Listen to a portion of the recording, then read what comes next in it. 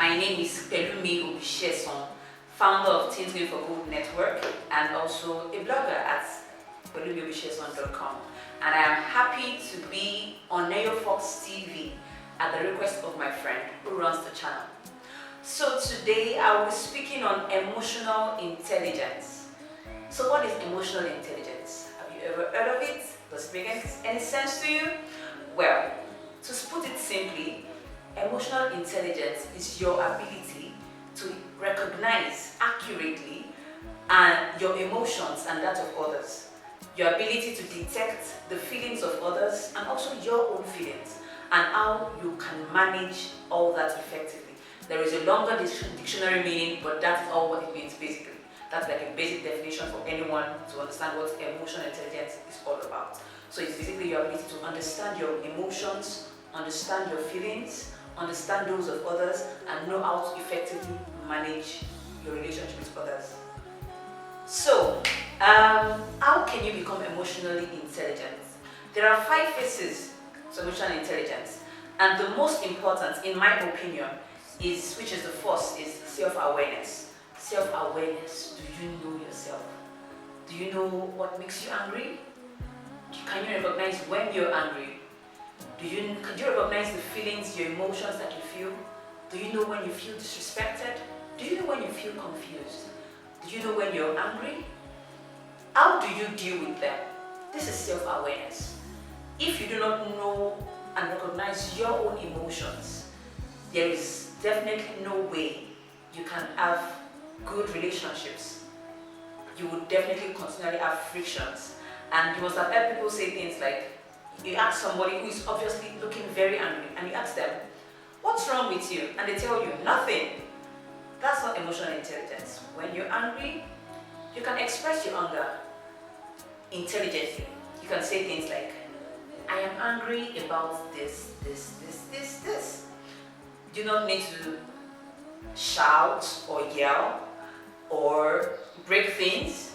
You can intelligently express your emotions at that particular point in time. If somebody asks you, so if somebody hurts you and the person asks you, what is wrong with you?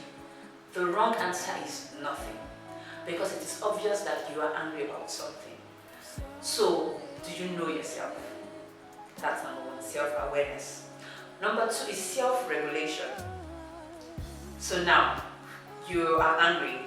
How do you regulate those emotions to ensure that you do not start throwing things or breaking things or severing long-term relationships? How can you manage your anger? Self-regulation. Like I said earlier, you can express anger without acting angry. You can tell somebody who just offended you, you can tell them, I feel angry about what you did yesterday. I feel angry about what you're doing right now. I do not like it. You can express your anger without breaking things, without shouting. This is self-regulation. So have you learned to self-regulate? That's number 2. Number 3 is empathy. Now, you recognize your own emotions. Now, this is you being able to recognize emotions in other people. Are you able to recognize those same emotions in other persons? Are you able to tell when your friend is angry? Are you able to tell when your mom is angry? Are you able to tell when somebody feels you're acting selfish? Are you able to tell when your relationship with somebody is being affected by some negative emotions? This is empathy. And when you're able to tell, can you sympathize with them? Can you empathize with them? Can you make them understand that even though you do not understand what they might be feeling, make them feel like their emotions are valid? When you can empathize with others in their own emotions, then you can also see your emotional intelligence. How many of us have people come to us telling us, oh, I'm not happy with what you did, and instead of understanding where they're coming from, their own perspectives, we tend to flare up and become angry. You can't argue with somebody's feelings. If somebody feels angry, if they feel disrespected, it's because they feel that way and their feelings are valid. So you as a person who is emotionally intelligent, you should try to understand the way they feel and don't try to logically reason things out. You can't argue with other people's feelings, empathize with them. So the next time somebody comes to meet you and tells you, oh, I'm not happy about what happened the other day. Don't say, why would you not be happy? Why should that have angered you? It angered them anyway, in any case. So the best thing to do is to empathize with them. Explain also your standpoint, explain your perspective, and let them know you're sorry that you feel angry about what you did. The number 4 is social skills. Very similar to empathy is social skills. So when you are able to understand your feelings, understand your emotions, understand the feelings of others and their emotions, you recognize that it will guide your acting, your thinking, and your behavior when you are with other people. You should be able to tell when you, for example, go to a dinner and the host is tense. This will help you maybe crack a joke, break the ice, make everybody feel okay because of your knowledge of emotional intelligence.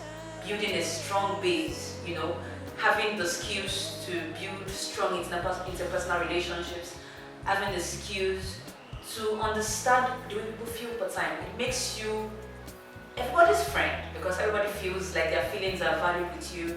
Everybody knows that they can speak to you and get empathy. So when you're emotionally intelligent, it helps you to build social skills. It helps to build social skills, it helps to build a network. And the last one is internal motivation. Many times we feel down. Many times things happen we do not like. Things that we wish would not happen. Emotional intelligence is being able to motivate yourself internally.